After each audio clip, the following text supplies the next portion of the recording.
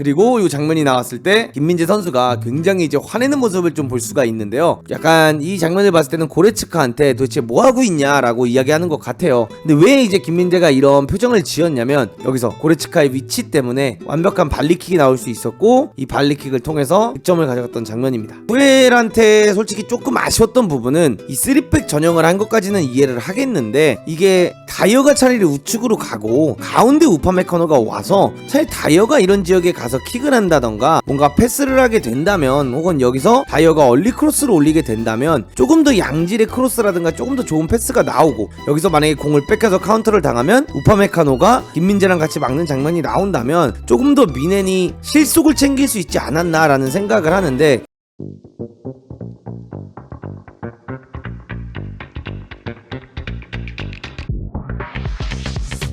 프라이부르크와 미넨의 경기가 2대2로 마무리가 되었고요. 이제 김민재 선수가 강제 1어시까지 하면서 경기가 끝났는데 이게 지금 투엘의 미넨을 바라보면서 최근 경기들을 바라보면 좀 많이 안타까운 것 같아요. 근데 최근에 경기 결과가 굉장히 안 좋은데 이 결과가 어디서부터 올까라는 고민을 좀 저도 많이 해봤어요. 뭐 현재 여론에서는 뭐 다이어가 문제다라는 이야기도 있지만 사실상 저는 다이어의 문제라기보다는 이거는 시즌 초반부터 우리가 좀 볼 수 있었던 미드필더의 문제가 좀 크지 않나라는 생각을 합니다. 그래서 오늘 사실 뭐 미넨이 엄청나게 좋은 경기력을 펼친 건 아니었죠. 그리고 프라이부르크 입장에서는 굉장히 좋은 경기력을 펼친 거고요. 프라이부르크가 원더골을 넣었고 그리고 미넨 입장에서도 원더골을 넣으면서 두 팀이 양쪽이 다 미친 원더골 파티였다고 보시면 될 것 같아요. 그래서 일단 경기 장면을 좀 보여드리면 이게 이제 미드필더의 문제라고 제가 이야기하는 것 중 하나가 뭐냐면 여기서 이제 헤딩 경합 싸움을 이제 가져갑니다. 그리고 공이 이렇게 떨어졌을 때 이 세컨볼을 또 지는 모습을 볼 수가 있고요. 이 세컨볼을 지면서 여기서 긴트 선수가 이제 논스톱 발리슛을 때렸는데 이게 그대로 노이어의 좌측 아래로 이제 꽂히면서 1대0으로 리드를 가져갔는데 이 장면을 한번 봐보세요. 공이 이제 사이드로 연결이 이렇게 됐고요. 여기서 키미가 이렇게 나와줬지만 사실상 오버래핑을 나가는 선수 때문에 2대1 상황이 주어졌어요. 키미 입장에서는 사실상 이 선수를 막기가 굉장히 어려운 시점이 됐고요. 굉장히 좋은 크로스가 올라오게 되죠. 그러면서 이게 이제 다이어를 넘어갔고 굉장히 좋은 헤딩이 나왔는데 노이어의 이제 슈퍼 세이브가 나왔습니다. 노이어의 슈퍼 세이브 이후에 또다시 오버헤드 킥을 때렸는데 이번엔 이게 골대를 맞고 다시 흘러나오는 걸 볼 수가 있었어요. 그리고 흘러나오는 거를 고레츠카랑 김민재가 같이 클리어링하러 갔는데 이게 사실상 공이 제대로 클리어링이 되기보다는 높게 뜨는 상황이 만들어졌죠. 근데 이제 여기서 높게 뜨는 상황이 만들어졌을 때 첫 번째 헤딩 싸움을 미드필드 지역에서 지게 됩니다. 자, 여기까지 좋아요. 그러면서 공이 다시 뒤로 나왔을 때 이번에는 헤딩 싸움을 에릭 다이어가 나오면서 따는 모습을 볼 수가 있었고 에릭 다이어가 딴 볼을 여기서 또다시 세컨볼 싸움을 지게 되면서 볼이 완벽하게 긴트 쪽으로 흘렀고 이거를 이제 논스톱 발리킥으로 때리면서 이제 득점이 이어졌는데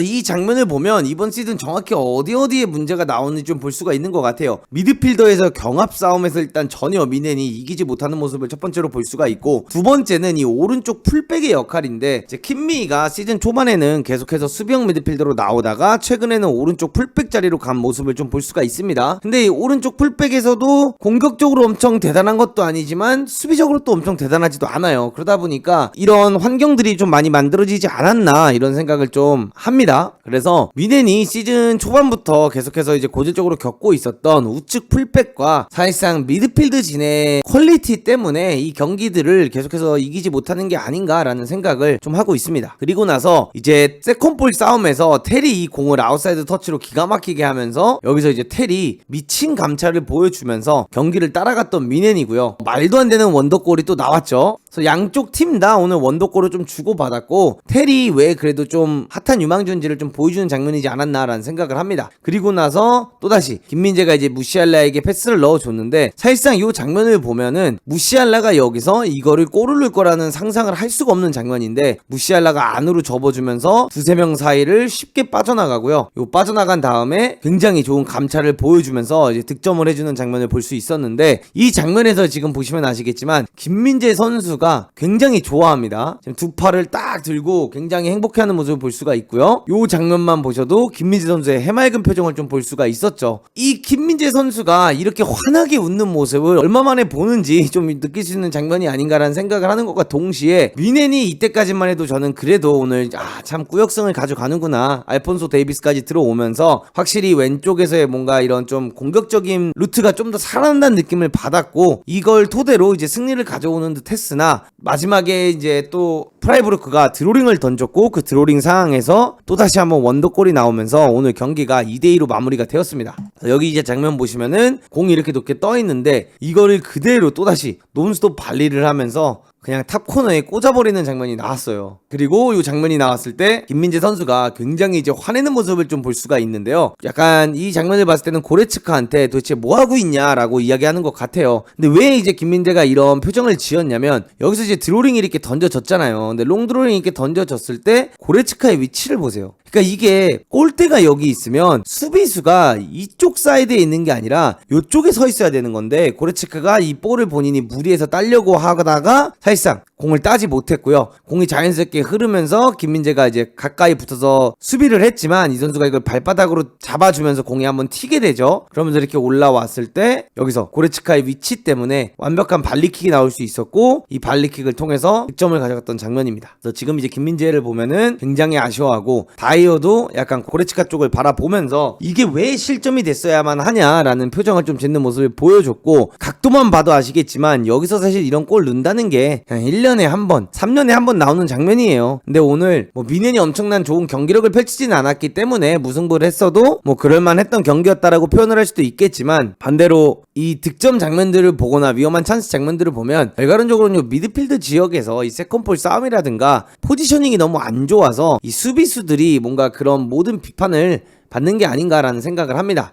그리고 이제 투엘이 경기가 끝나고 나가는 모습을 좀 볼 수 있었는데, 이게 새드 엔딩이 될 것 같아요. 그러니까 벌써 투엘과는 앞으로 내년 시즌에 동행하지 않겠다라는 이야기가 나왔고, 이제 그게 컨펌이 된 상태인데, 이런 상태로 가게 되면서 만약에 라치오한테 승리를 가져가지 못하면서 챔피언스리그에서도 떨어지게 된다면 시즌이 끝나고 투엘이 떠나는 게 아니라 이 정도면은 아마 중도 하차를 할 가능성도 꽤나 높아지지 않았나라는 생각이 좀 들고요. 투엘의 입지가 좀 굉장히 많이 안 좋아졌다라고 좀 말씀을 드리고 싶습니다. 그리고 이제 리그 테이블을 좀 보여드릴 건데, 여기 지금 아래에 보시는 것처럼 여러분, 미넨이 한 경기를 더한 상태에서 승점이 54점이고요. 레버쿠젠 같은 경우에는 아직 한 경기를 덜 했는데 승점이 61점이면서 7점 차이가 나고 있습니다. 그래서 만약에 레버쿠젠이 이 경기를 이기게 된다면 10점 차이가 나는 상황까지도 가는 걸 볼 수가 있습니다. 그래서 미넨의 리그 우승이 사실상 점점 멀어지고 있다라고 느껴지는데, 모르겠어요. 이 득점 부분에 있어서 미넨이 어쨌든 간에 65득점을 하면서 득점을 못하고 있는 건 아니거든요. 근데 그거에 비해 이제 실점률이 좀 많이 높죠. 근데 아스날도 그렇고 막 다른 팀들을 보면은 이 24경기 뭐 요 정도가 됐을 때까지는 승점 10점 차여도 좁혀지는 경우를 좀 볼 수가 있었습니다. 근데 현재까지 레버쿠젠이 무패 행진을 달리고 있는 거 보면 사실상 레버쿠젠이 이번 경기를 승리하게 되면서 10점 차이가 된다고 하면은 리그 우승은 조금 점점 멀어지지 않을까. 그래서 정말 미넨이 이번 시즌은 이 라치오 경기에 모든 거를 쏟아부어야 되지 않을까라는 생각이 좀 들고요. 투엘한테 솔직히 조금 아쉬웠던 부분은 왜 다이어를 선발을 썼냐 이 부분보다는 저는 사실 이 부분을 바라보고 싶어요. 후반전에 이제 교체를 가져가면서 우파메카노까지 투입을 시켰거든요. 그래서 다이어가 이제 중앙에 서 있고 왼쪽에는 김민재가 좀 서주면서 우파메카노가 3백으로 이제 들어왔는데, 이 우파메카노가 요 지역에서 다이어에게 패스를 받아서 밀고 올라가는 장면들이 꽤 많이 나와요. 근데 이거는 지난 시즌부터 그랬는데, 우파메카노가 이렇게 전진 플레이를 가져가면서 여기서 패스를 뿌리는 모습이나 뭐 크로스를 올려주는 장면이라든가 뭔가 전개하는 능력이 굉장히 안 좋아요. 근데 왜 자꾸 우파메카노가 이걸 치고 나가는 장면을 만들어내게 하는지 좀 이해가 되지 않고, 다이어가 중앙에 서 있을 때 다이어가 빠른 선수도 아니라서 반대로 커버 능력이나 이런 부분에 있어서도 사실 이 선수의 장점이 아니잖아요. 그래서 저는 이 3백 전형을 한 것까지는 이해를 하겠는데, 이게 다이어가 차라리 우측으로 가고 가운데 우파메카노가 와서 차라리 다이어가 이런 지역에 가서 킥을 한다던가 뭔가 패스를 하게 된다면, 혹은 여기서 다이어가 얼리 크로스를 올리게 된다면 조금 더 양질의 크로스라든가 조금 더 좋은 패스가 나오고, 여기서 만약에 공을 뺏겨서 카운터를 당하면 우파메카노가 김민재랑 같이 막는 장면이 나온다면 조금 더 미넨이 실속을 챙길 수 있지 않았나라는 생각을 하는데, 왜 자꾸 투엘이 우파메카노가 치고 나가는 이 고집을 하고 있는지 요 부분에 있어서는 조금 투엘의 아쉬움이 느껴지지 않나라는 생각을 하고 있습니다. 그리고 그냥 뭔가 이 아시안컵 이후에 사실 김민재 선수도 좀 많이 혹사가 된 느낌이 좀 들고요. 오늘 김민재 선수의 뭐 경기력이 그렇게 나쁘진 않았지만 저는 그냥 좀 아시안컵 이후에 많은 코리안 리거들이 팀의 성적도 그렇고 뭔가 리그에서의 퍼포먼스도 그렇고 엄청난 활약을 하고 있지 않다라는 생각이 좀 들어서 뭐 이게 유튜버가 이런 말을 하는 게 좀 웃기긴 하지만 이번 태국 전에 좀 이 해외파를 한 번쯤은 배려해주는 행동을 가져가는 것도 좀 좋지 않을까. 물론 이제 임시 감독이고 황선홍 감독님께서 임시 감독을 하기 때문에 풀 스쿼드를 데리고 승리하고 싶은 당연히 그런 욕심이 날 수 있겠지만 흔히 우리가 바라보면 다른 나라들은 때에 맞게끔 좀 이렇게 유럽파 선수들에게 좀 휴식을 주기도 하거든요. 배려를 해주기도 하고요. 그래서 이런 부분에 있어서 좀 태국 2연전에서 좀 해외파 선수들에게 좀 휴식을 주면서 선수들이 좀 리그 후반기에 조금 더 집중할 수 있게끔 컨디션 관리를 할 수 있게끔 해주는 게 좀 좋지 않을까. 왜냐면 아시안컵을 갔다 왔고 아시안컵에서 돌아온 다음부터 또 혹사를 당하면서 계속 경기들을 뛰면서 이 선수들의 컨디션이 점점 안 좋아지고 있고 그걸 통해서 이제 황희찬도 또다시 부상이 생겼고 그냥 좀 이 선수들도 로봇이 아니기 때문에 장비행을 하면서 계속해서 경기를 가져가고 또 한국에서만 하는 게 아니라 한국에 와서 또 태국을 갔다가 태국에서 또다시 이제 또 각자의 나라로 돌아간다는 게 보통 쉬운 일이 아니기 때문에 조금 협회 차원에서 어느 정도 이번 해외파 선수들에게는 좀 휴식을 주고 반대로 좀 국내파 선수들을 좀 더 발탁을 하면서 국가대표에서 좀 경험을 쌓을 수 있는 기회와 좀 더 현명한 선택이 아닐까라는 생각을 좀 하게 되었습니다. 그래서 어쨌든 오늘 미넨이 프라이부르크에게 2대2로 무승부를 가져갔고 사실 4골의 원더골이 터지면서 아쉬운 경기 결과이지 않았나 생각이 좀 드는 경기이지 않았나 이렇게 바라보는 게 맞는 것 같습니다. 그래서 이 다음에 있는 이 라치오 경기에 아마 미넨은 모든 전력을 쏟아부어서 다음 라운드로 진출을 해야지만 뭔가 이번 시즌 조금 더 미래가 보이지 않을까 이렇게 바라보고 싶습니다. 감사합니다.